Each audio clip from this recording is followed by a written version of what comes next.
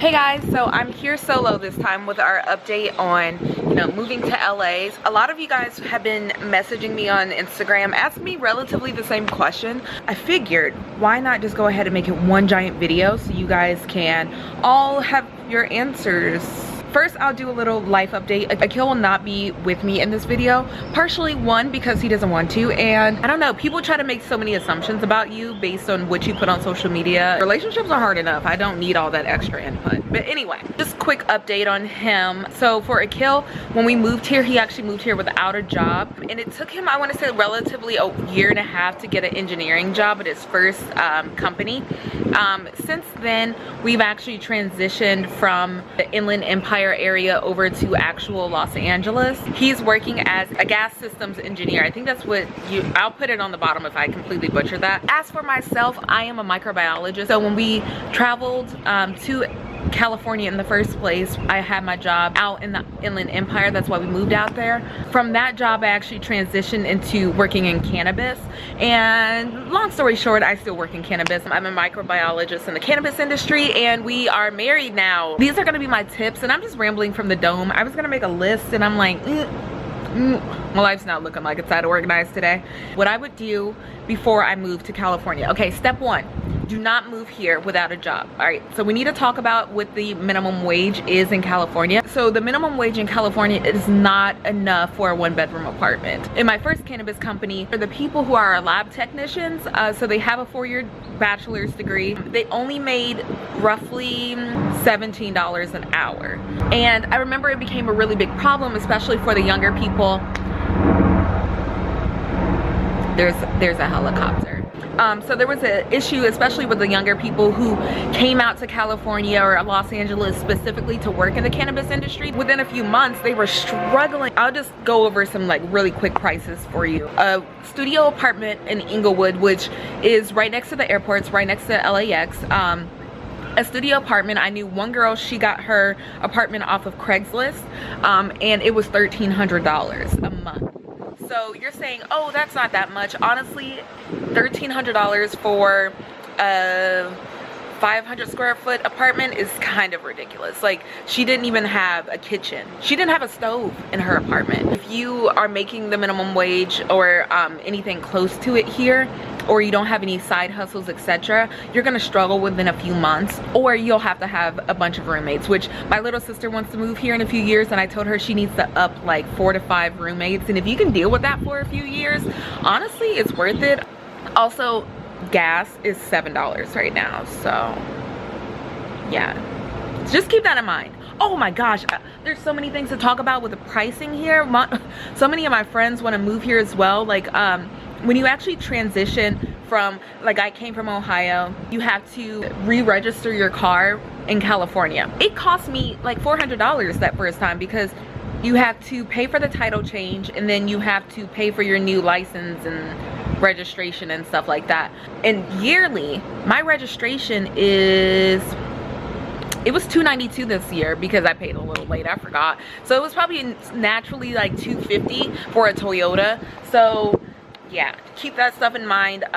Do not move here without a job. Also, step 2 on finances is do not move here without at least 6 months worth of money, even if you have a job. Why do I say that? Because when you actually get an apartment in California, you have, of course, do your first month, and you have to do a security deposit. Sometimes that can be $5,000. So you want to have a decent amount of money.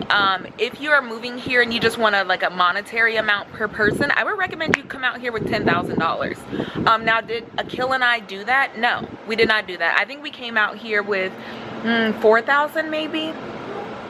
I don't even know how I had $4,000, honestly, at that time. It was a struggle. Oh my goodness. Another reason why I would definitely not move here without a job is because you actually need to make 3 times the rent per month, I think that's correct, per month, to qualify for most apartments. And that's insane. That's insane. Luckily, if you have like roommates and things like that, all of your combined income will like work together, so it's not that bad. But if you come out here by yourself, you need to keep those things in mind. Do not come out here without a job. I just don't think it's worth it, especially in this economic situation that we're in right now. I feel like you could struggle a little bit more pre-pandemic, but after the pandemic, it's almost impossible to find anything at a reasonable cost. So yeah, make sure that you have lots and lots of money.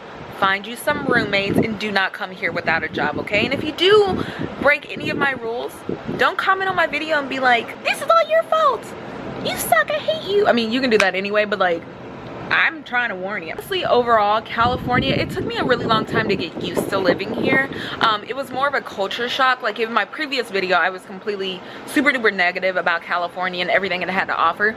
And I think, one, it was because I was broke. I can even like appreciate California for what it is. And then two, no, that was it. I was just broke. I was broke and stressed out, and I didn't have the time or the mental space to appreciate California. There's just so many things to do. There's so much food. It's so diverse. I would never move. I would never move. So you've already mentally processed, you're moving to California, you've saved all your money. Now what do? How do you find an apartment? So there's apartments.com. That's what I literally always use, is apartments.com. Or you can use Craigslist. The reason I'm a little iffy about Craigslist is because California, if I'm not mistaken, is the #1 state for serial killers. So because of that and the Craigslist killer, I'm kind of iffy about Craigslist, but I know a lot of people who got their apartments off of Craigslist, and they actually get better deals on Craigslist than they would in real life, because these are more like individuals owning a condo that they're renting out. So you can like talk to your landlord, you can like try to get them to go down on the rates and stuff like that. It's just a completely different experience. But apartments.com, like, what you see is what you get. It is what it is. I like apartments.com because it's really quick, and I like to see what the walking rate is. Personally, I love areas that I can just like walk to the store. I love areas that are right next to a dollar store or a little like market. I love the little markets. Those are my favorite. I also recommend that you look up the niche score for all of these apartments. We'll tell you like the relative safety levels, the walkability, things like that. Whenever we move to a new area, I like to look at the local crime in that area. What I've noticed in California is if you are next to a mall, if you are next to the airport, if you're next to those two things, the crime rate it might actually be kind of high. Like, you might have helicopters going above your apartment every 3 minutes. So also look for gates, okay? It might seem excessive to have an apartment with a gate, but it's not, okay? You need some security outside, because if you think about during the pandemic, all those riots, really the only thing separating you from the people who are outside causing chaos is a gate. So let's say that you're going to just completely not listen to me and have a job lined up, right? You're gonna come here and you're gonna wing it. So if you're gonna come here and wing it, this is only for the ladies for the most part. I just want to talk about working in nightlife. Really, if you're just like a relatively pretty girl who knows how to smile and giggle at people, you can get a job in nightlife, and they pay really well. You just have to realize that that money is going to come really, really fast, and it'll be hard for you to leave. So if you don't have a backup plan, you'll kind of get stuck working in nightlife forever, which for some people is great, but a lot of people that I've at least talked to, they didn't enjoy it after a few years. It's grueling in a whole different way. Just know that in California, everything is augmented. Everything is bigger than you would ever think. Like, the drug scene, bigger. Like, ballers, bigger. Plastic surgery is bigger. Everything is bigger here, besides the food. The food's small. But anyway, before you move here, that your mental health is pretty intact, because moving here will not fix your mental health, okay? Moving away from all your friends and family that you don't like that much won't actually make you happier. It could actually, when you get here, you might actually become more sad, because there's financial stressors. People here are very interesting. You have to find your own niche group of people. Making friends is very interesting. I found that the easiest way to make friends is either through work or honestly, work is the easiest place for me, or like networking events and stuff like that. Networking events are amazing. I know Akil has a lot of friends through acting. He's been like meeting different people, and if you just kind of like follow your dreams or like what you like to do, making friends should come naturally. Also, if you're an introvert and you don't want to talk to anyone, that is a possibility here because no one truly cares. But yeah, do I recommend people to move to California? Yeah, I do. Just because it was an experience, it was something that we had to learn. It was hard. I would never, you know, act like it wasn't a difficult experience or act like it was an easy experience, but it was definitely an experience that helped both of us grow. Honestly, I'll never move. And currently, what I'm doing now in California, because I can't remember if I put it in the last video, but when I first moved to California, I hated the food here. I thought it was so disgusting. So what I'm doing now is I'm trying to explore all the different food options. So the food in California is so stinking diverse. Like, some of these things I just never even thought of eating because they weren't available in Ohio. Like, there's Brazilian food. I still haven't tried that, but sounds delicious. I never even tried Thai food before I moved here or used chopsticks. So that's embarrassing. Actually, I'm pretty good with chopsticks now. I can eat ramen with chopsticks. That's not how you use chopsticks. It's okay. It's okay. But yeah, so I hope I answered all the questions. Oh, I need to talk about the homeless people, huh? There's so much money and influence in Los Angeles, right? If you have all of that, like, grandiosity, is that a word? I don't know. If you have all of that money at the top, you have to have people at the bottom.